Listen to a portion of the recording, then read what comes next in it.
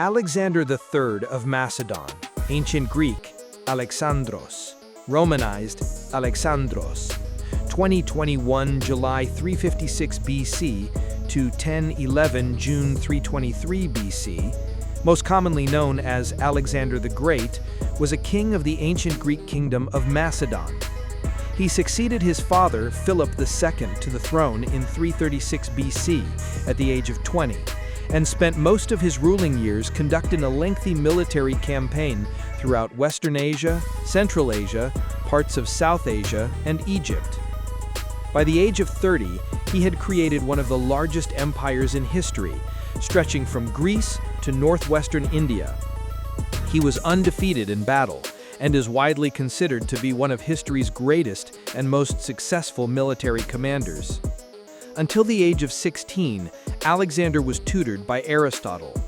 In 335 BC, shortly after his assumption of kingship over Macedon, he campaigned in the Balkans and reasserted control over Thrace and parts of Illyria, before marching on the city of Thebes, which was subsequently destroyed in battle. Alexander then led the League of Corinth and used his authority to launch the Pan-Hellenic project envisaged by his father, assuming leadership over all Greeks in their conquest of Persia. In 334 BC, he invaded the Achaemenid Persian Empire and began a series of campaigns that lasted for 10 years. Following his conquest of Asia Minor, Alexander broke the power of Achaemenid Persia in a series of decisive battles, including those at Issus and Gaugamela. He subsequently overthrew Darius III and conquered the Achaemenid Empire in its entirety. After the fall of Persia, the Macedonian Empire held a vast swath of territory between the Adriatic Sea and the Indus River.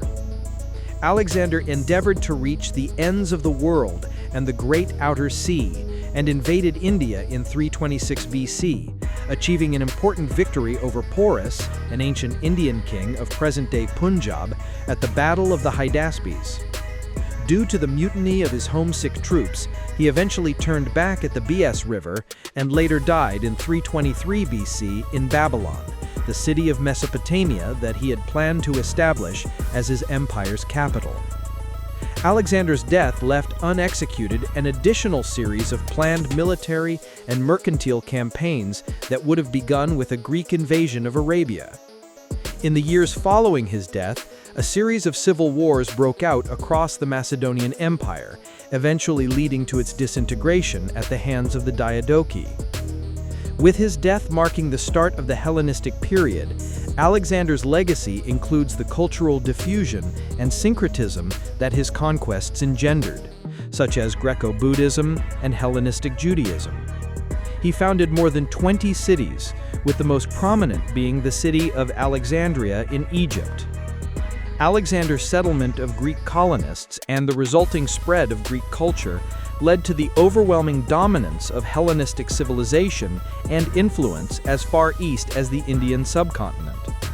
The Hellenistic period developed through the Roman Empire into modern Western culture, and the Greek language became the lingua franca of the region and was the predominant language of the Byzantine Empire until its collapse in the mid-15th century AD.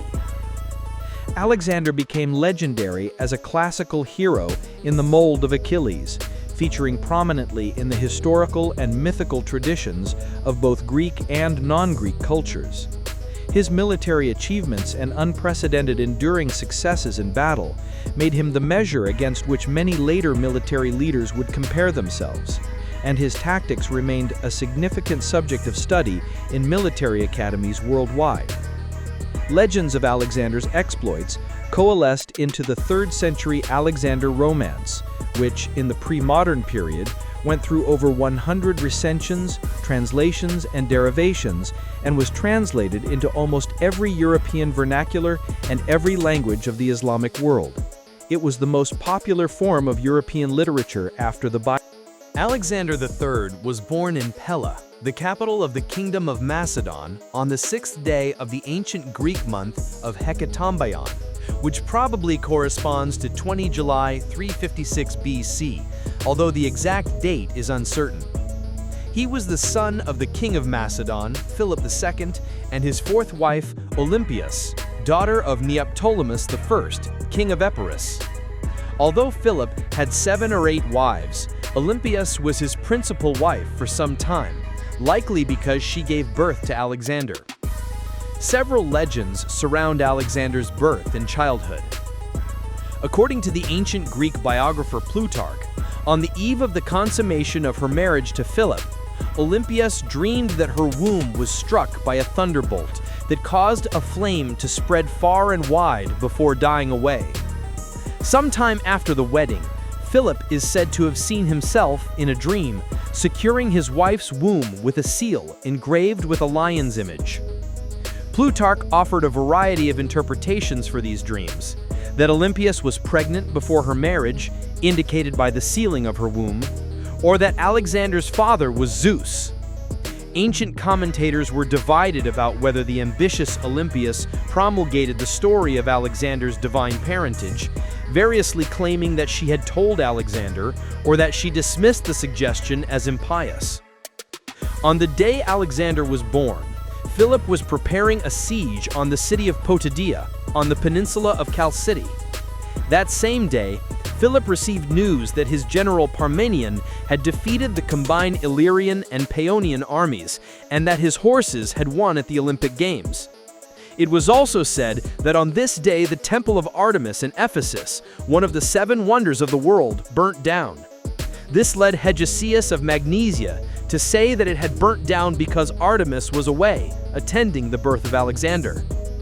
Such legends may have emerged when Alexander was king, and possibly at his instigation, to show that he was superhuman and destined for greatness from conception.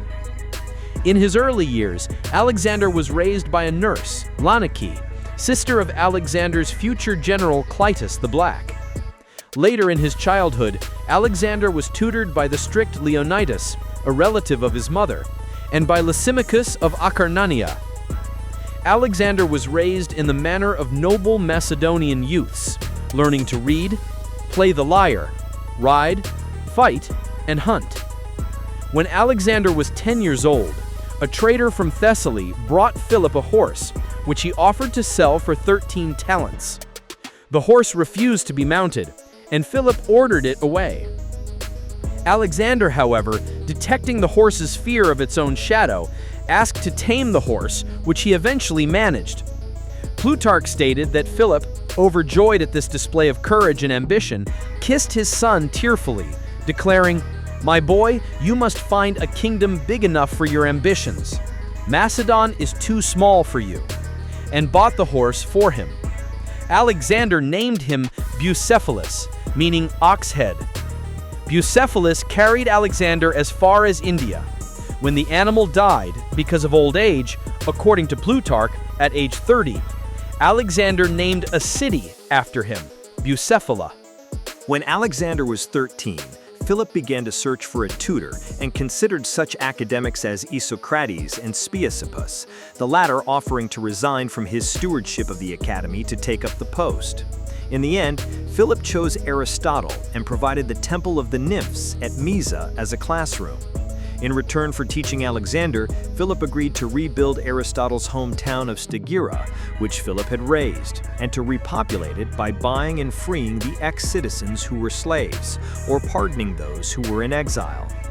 Mysa was like a boarding school for Alexander and the children of Macedonian nobles, such as Ptolemy, Hephaestion, and Cassander.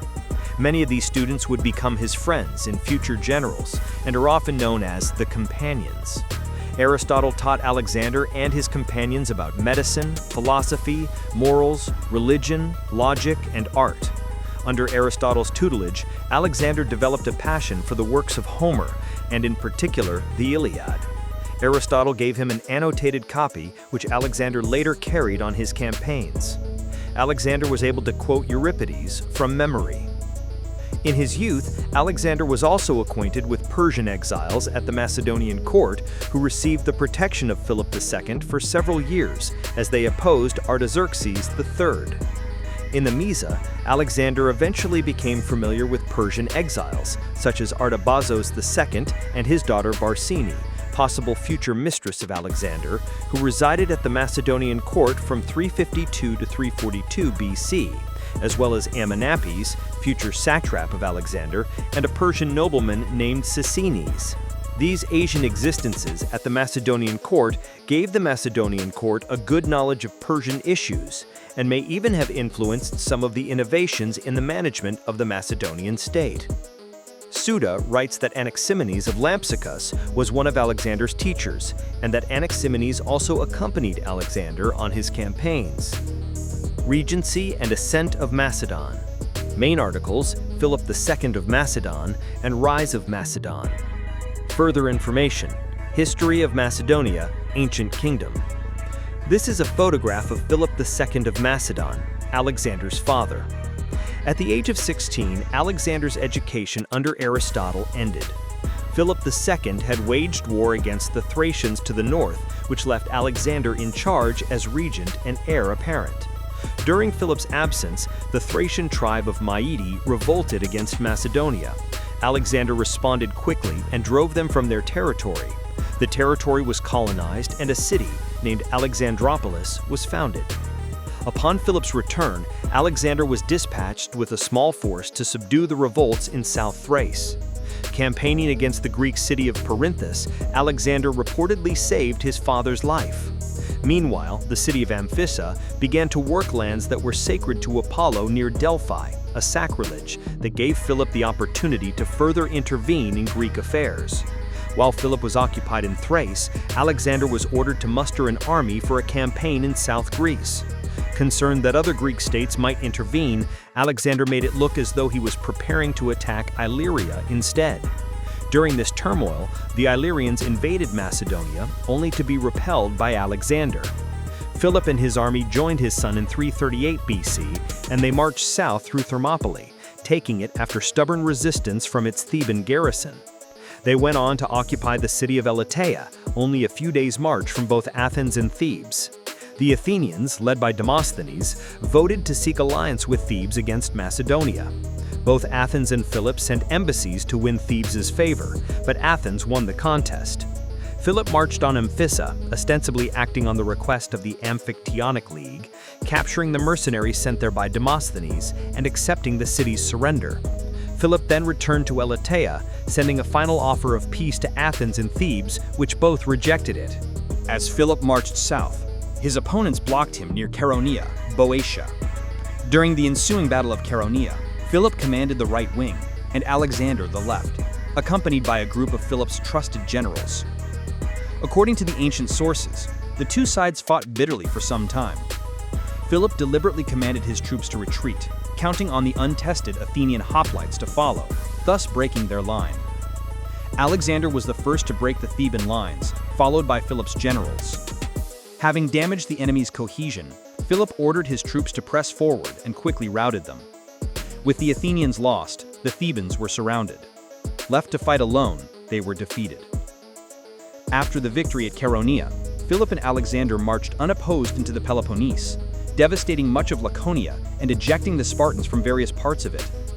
At Corinth, Philip established a Hellenic alliance, modeled on the old anti-Persian alliance of the Greco-Persian Wars, which included most Greek city-states, except Sparta. Philip was then named hegemon, often translated as supreme commander, of this league, known by modern scholars as the League of Corinth, and announced his plans to attack the Persian Empire. When Philip returned to Pella, he fell in love and married Cleopatra Eurydice in 338 BC, the niece of his general Attalus. The marriage made Alexander's position as heir less secure, since any son of Cleopatra Eurydice would be a fully Macedonian heir, while Alexander was only half Macedonian. During the wedding banquet, a drunken Attalus publicly prayed to the gods that the union would produce illegitimate heir. At the wedding of Cleopatra, whom Philip fell in love with and married, she being much too young for him, her uncle Attalus, in his drink, desired the Macedonians would implore the gods to give them a lawful successor to the kingdom by his niece. This so irritated Alexander that, throwing one of the cups at his head, "You villain," said he, "what, am I then a bastard?" Then Philip, taking Attalus's part, rose up and would have run his son through, but by good fortune for them both, Either his over-hasty rage or the wine he had drunk made his foot slip, so that he fell down on the floor, at which Alexander reproachfully insulted him. "See there," said he, "the man who makes preparations to pass out of Europe into Asia, overturned in passing from one seat to another." Plutarch describing the feud at Philip's wedding. In 337 BC, Alexander fled Macedon with his mother, dropping her off with her brother, King Alexander I of Epirus, in Dodona, capital of the Molossians. He continued to Illyria, where he sought refuge with one or more Illyrian kings, perhaps with Glaucius, and was treated as a guest, despite having defeated them in battle a few years before. However, it appears Philip never intended to disown his politically and militarily trained son. Accordingly, Alexander returned to Macedon after 6 months due to the efforts of a family friend, Demaratus, who mediated between the two parties. In the following year, the Persian satrap, governor of Caria, Pixodorus, offered his eldest daughter to Alexander's half-brother, Philip Aridaeus.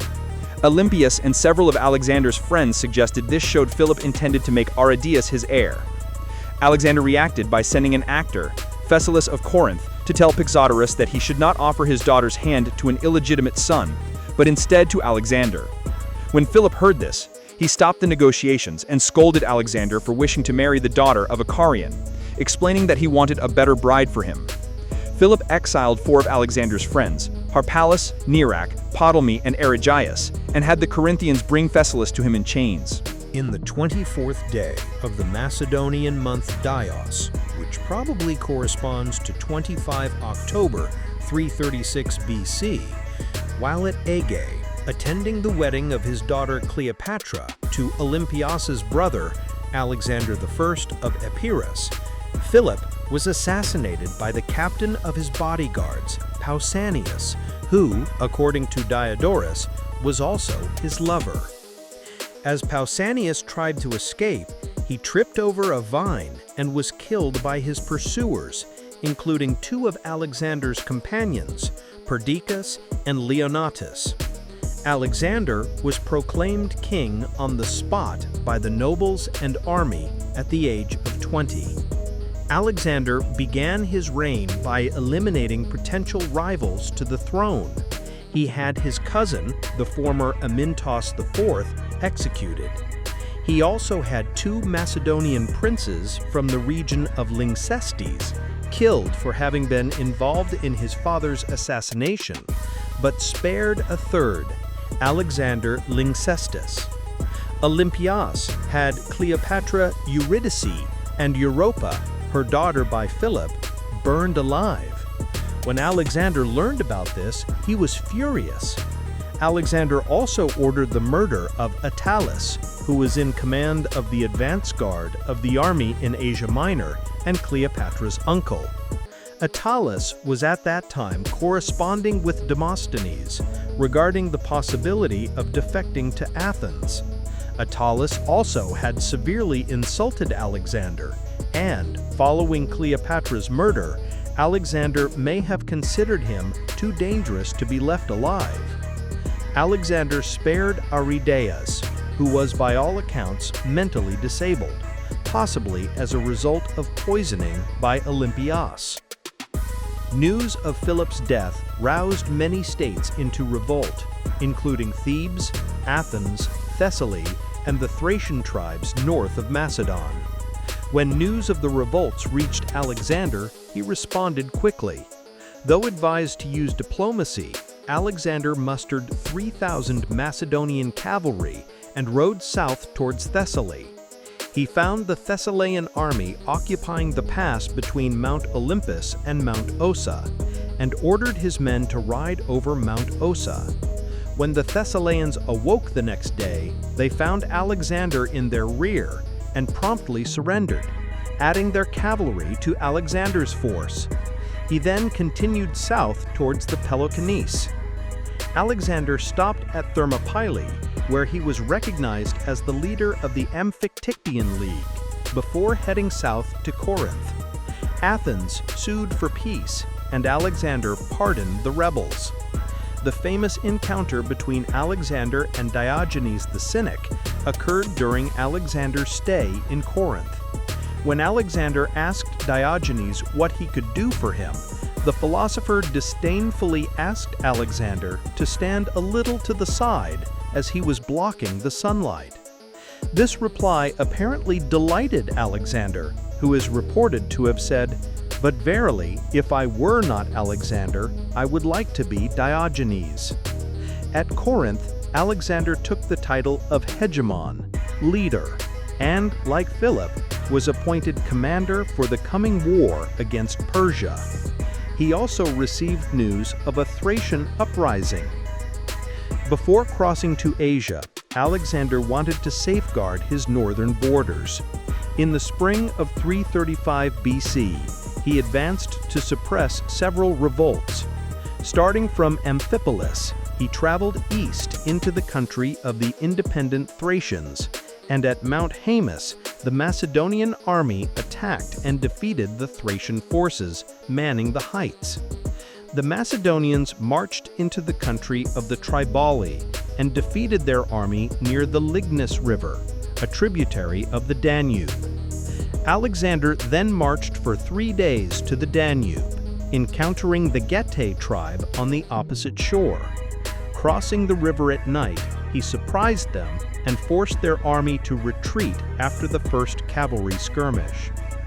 News then reached Alexander that the Illyrian chieftain Cletus and King Glaucius of the Tulanti were in open revolt against his authority. Marching west into Illyria, Alexander defeated each in turn, forcing the two rulers to flee with their troops. With these victories, he secured his northern frontier. While Alexander campaigned north, the Thebans and Athenians rebelled again. Alexander immediately headed south. While other cities again hesitated, Thebes decided to fight.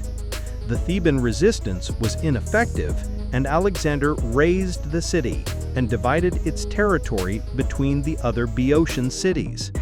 The end of Thebes cowed Athens, leaving all of Greece temporarily at peace. Alexander then set out on his Asian campaign, leaving Antipater as regent. Alexander's invasion of Persia as a whole has been denoted as a supreme example of a strategic line of conducting war, a line formed by the chain of logic that connects operations into a single whole. In his book Strategy, Soviet military officer and theorist Alexander Svechin delineates Alexander's strategic steps. After securing his Greek base and the Balkans by subjugating his political opponents and securing his army's rear through the conquest of all the Afro-Asian coastline, where the Persian fleet was based and from which it was supplied, Alexander moved to confront directly the Persians. He thus resolved the eternal problem of an army conducting operations deep into enemy territory, Svechin states in an exemplary manner.